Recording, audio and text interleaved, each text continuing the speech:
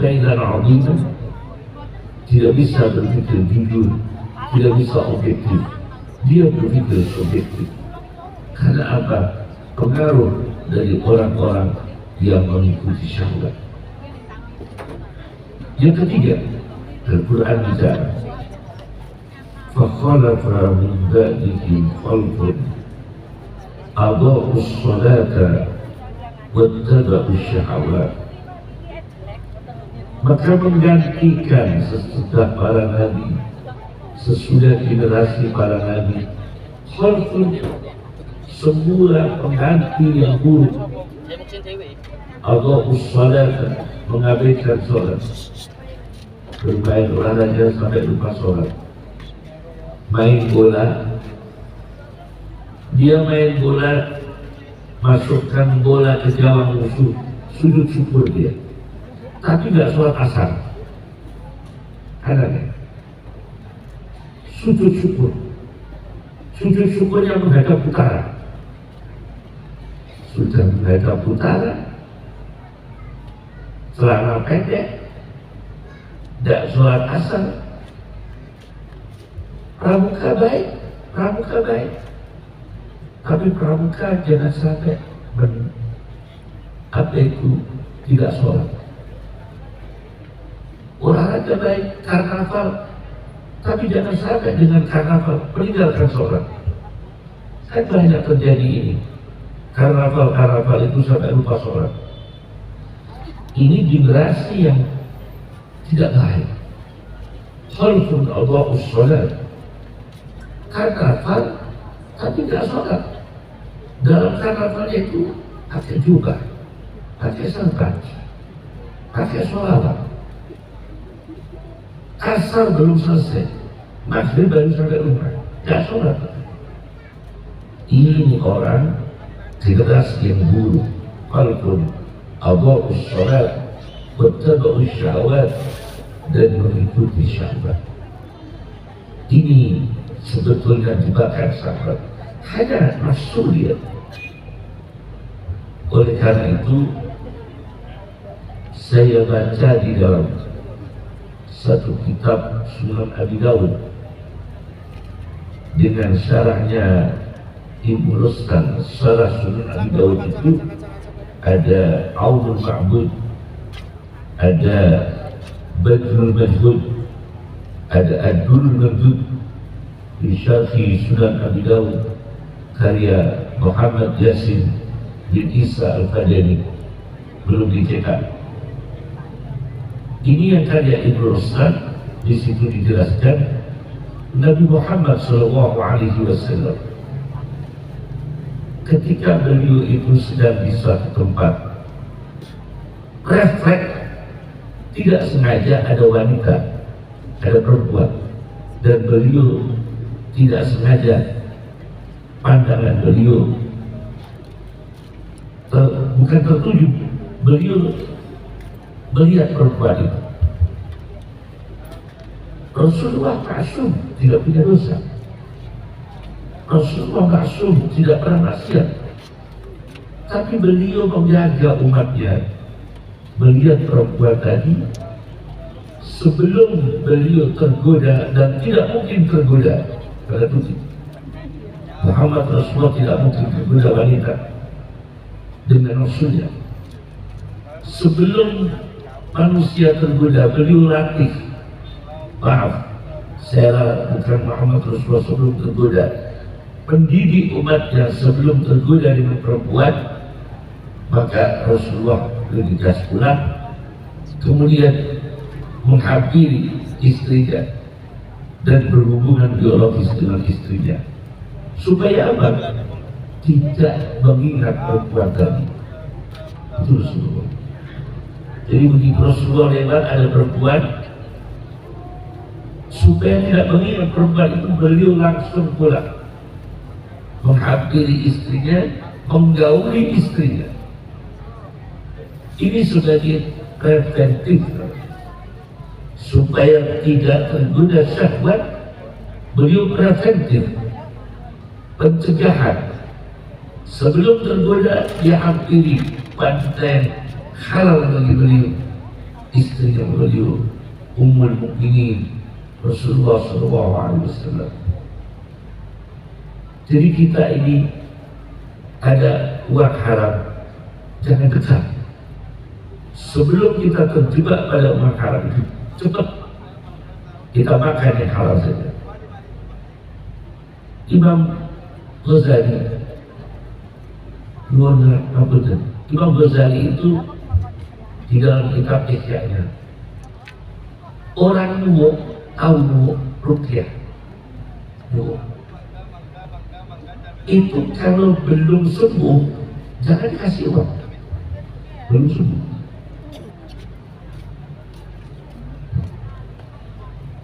Dua saya baca tersinggung gini. Imam Ghazali, orang nuwuk itu kalau belum sembuh jangan dikasih uang. Kalau sudah dikasih uang nggak sembuh, wajib dikembalikan. Berat.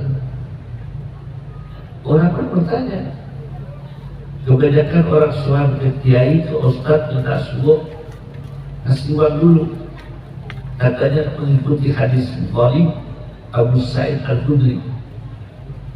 Abu Sa'id Al-Khudri, dua orang yang digigit kalajengking, orang bawa banyak kambing. Sebetulnya tidak begitu. Abu Sa'id membawa kambing sebanyak itu setelah sembuh. Setelah sembuh dikasih kambing. Kalau belum sembuh jangan dikasih. Ini aturan Imam Ghazali, subhanallah. Kemudian kita makan di warung. Kita makan di warung. Ada orang terpaksa membayar juga. Terpaksa, jangan mau. Karena dia terpaksa. Bukan dari karena dia ripuh dengan kita, dia bayari uang, kita diajak, dia bayari. Kami tidak terpaksa. Kalau tidak terpaksa dia tidak bayari. Itu kalau aturan fikihnya jangan diterima. Karena dia terpaksa. Subhanallah. Ini mengatas syarat, berat-berat mengatas syarat. Kemudian contoh yang kedua, wali saja, wali itu kalau punya karomah, wali bukan wali kota ya, wali Allah ya, bukan wali kota ya, wali Allah, baik itu wali kutub. Kalau menolak kita itu ada wali kutub, wali abdal, wali mujabah, wali nuqobah, malamakiyah, sufiyah, rijalul ghaib, rijalul ma'. Nah, wali-wali itu ketika karomahnya muncul, kalau dia ingin populer, syabab pelanggaran kewalian. Seorang wali muncul karomah, keajaiban, kemudian dia ingin terkenal, keramatnya ingin terkenal. Begitu dia ingin terkenal, dia sudah melanggar tata cara kewalian, karena dia ingin terkenal keramatnya, dia ingin terkenal keajaibannya. Itu sudah tidak boleh dalam dunia wali. Apalagi tidak keramat ingin terkenal.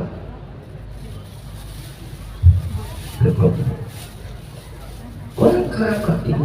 Ini saya baca dalam kitab Syiarul A'lamin Nubala. Syiarul A'lamin Nubala karya Ad-Dhahabi. Imam Ad-Dhahabi itu punya kitab Tazkiratul Hufat, kumpulan penghafal hadis.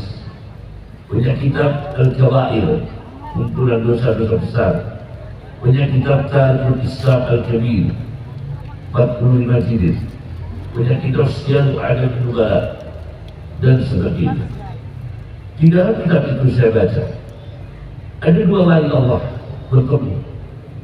Satu Sufyan As-Sawri, dua Syaiban Ar-Ra'i. Sufyan As-Sawri, dua Syaiban Ar-Ra'i.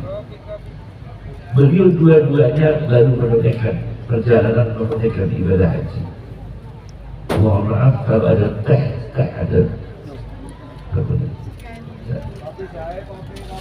Syaiban Ar-Ra'i dan Sufyan As-Sauri ini menunaikan ibadah haji. Di tengah jalan dihadang oleh singa. Dihadang oleh singa. Oleh Syaiban Ar-Ra'i, singa itu diteriaki. Setelah diteriaki, dihampiri oleh Syaiban Ar-Ra'i. Setelah dihampiri, dijewer kupingnya. Singa ini dijewer kupingnya oleh Syaiban Ar-Ra'i. Karomah enggak itu? Karomah. Syaiban Ar-Ra'i, gurunya Imam Syafi'i, gurunya Ahmad bin Hanbal. Syaiban Ar-Ra'i itu gurunya Ahmad bin Hanbal, gurunya Imam Syafi'i. Dengan mudahnya menjinakkan singa liar, dihampiri singa itu, dijewer kupingnya. Apa kata Sufyan As-Sauri? Mohon maaf, kamu minta kenal ya Syaiban Ar-Ra'i? Mahdi syuhrah.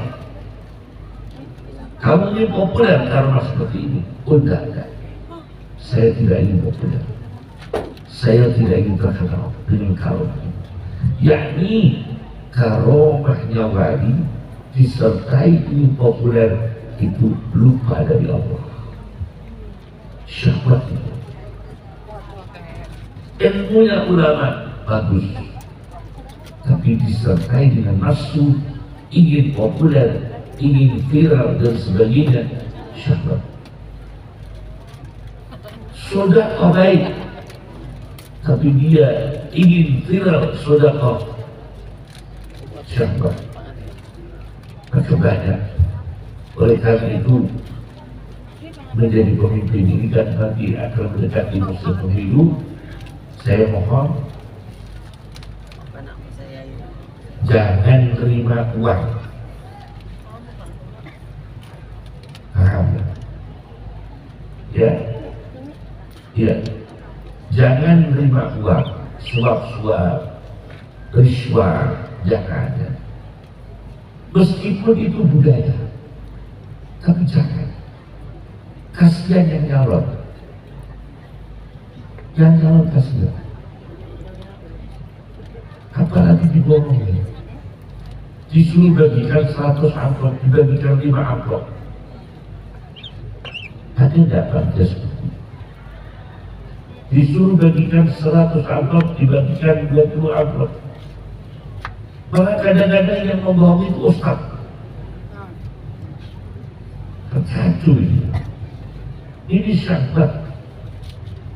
Zuyyina lin-nasi hubbus syahawati minan nisa'i wal banina dan harta dan sebagainya. Ini tidak berkah. Uang itu tidak berkah nanti, karena menyakiti orang, membohongi orang. Kalau sudah tidak cocok, jangan diterima. Cocok tidak cocok, usahakan jangan diterima. Jangan diterima. Lebih baik kita tetap ikut berpartisipasi politik di Indonesia dengan baik, dengan damai, dengan menjaga persaudaraan, dengan menjaga sebagai warga negara akhlakul karimah. Paham ya? Tidak usah memudak sana, memudak sini, menjelekkan sana, menjelekkan sini. Kita doakan semua para calon-calon itu diberkahi oleh Allah semua. Diberkahi oleh Allah semua. Diberi kemudahan oleh Allah semua. Masya Allah. Pulang itu kerja kopiah itu. Kopiah. Cari ini loh Pak. Tapi itu kopi itu. Pulang itu bakal kopiah ini.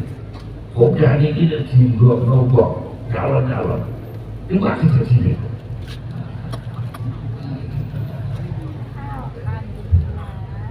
Maksudnya jadi kopiah. Betul jadi nomor kok. Itu kopiah jadi kopiah. Masyaallah. Artinya begini, kita jaga, jangan sampai main-main seperti itu, karena itu akan mencederai iman kita. Masyaallah. Jadi sahabat pernah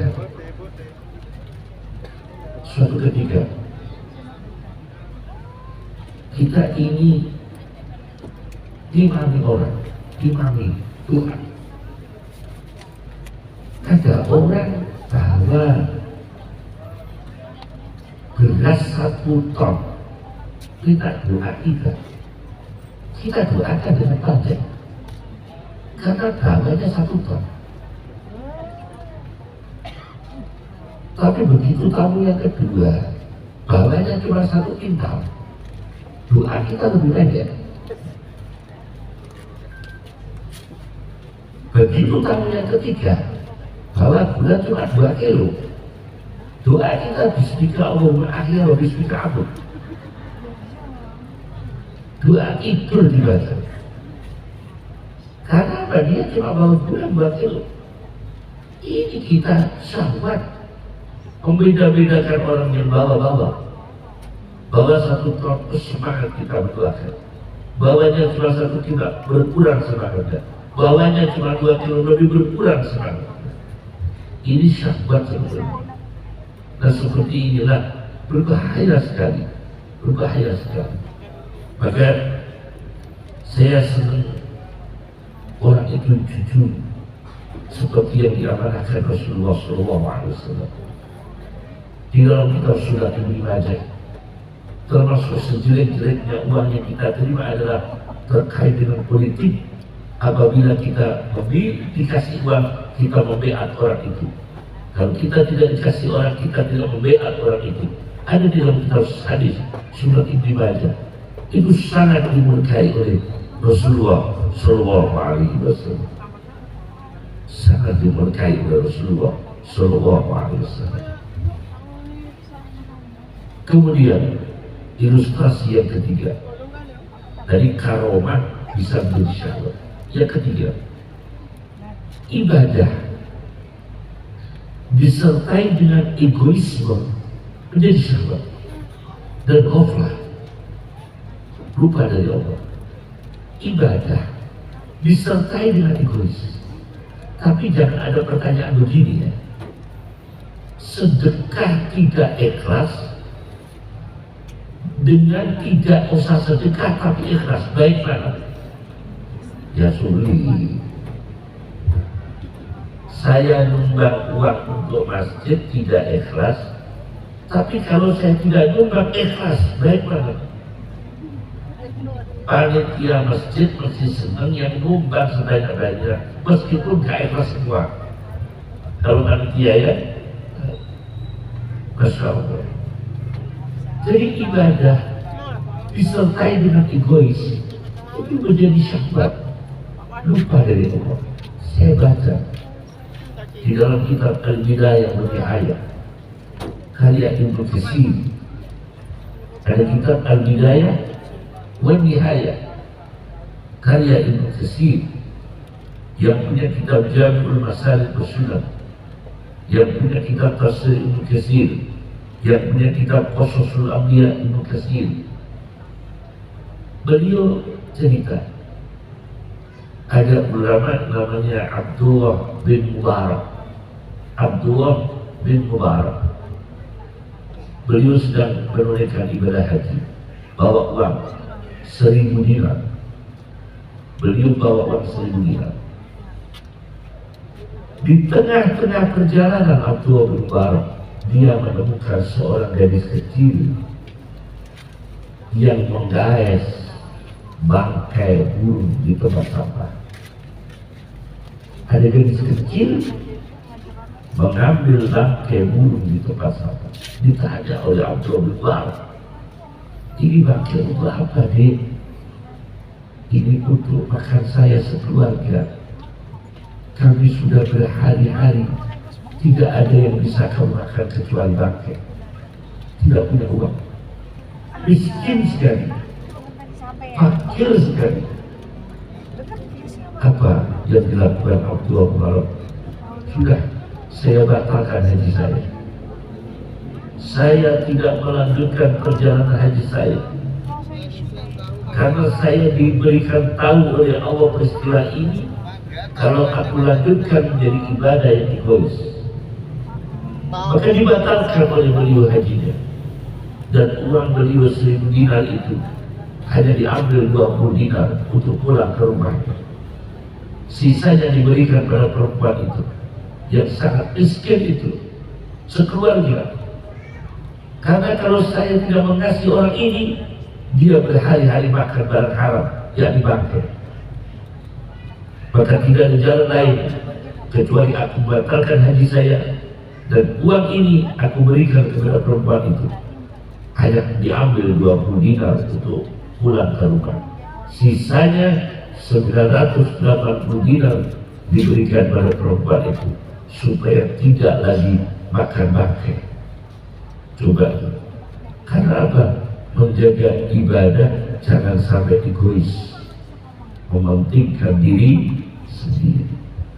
Itu Abdullah bin Mubarak diceritakan dalam kitab Al-Bidayah wa Nihayah karya Ibnu Katsir. Jadi syahwat itu berat. Diceritakan oleh Abdullah Asy-Sya'rani di dalam kitab yang Tamyi'ul Muhtamin. Tapi ini agak radikal, agak ekstrim.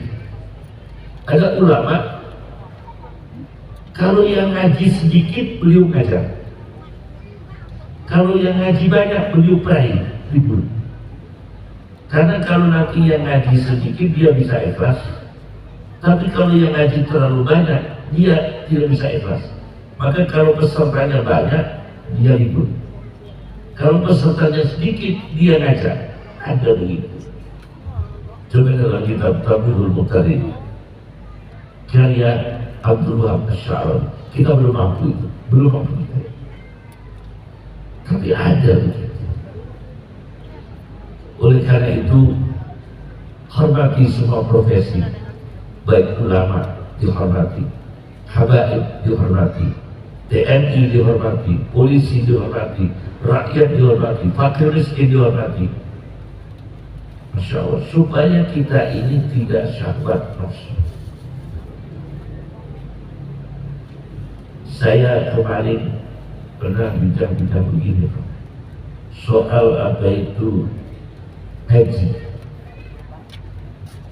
Kalau sama-sama menggratiskan haji untuk membantu jamaah haji yang sepuh-sepuh, digratiskan, ada orang digratiskan membantu.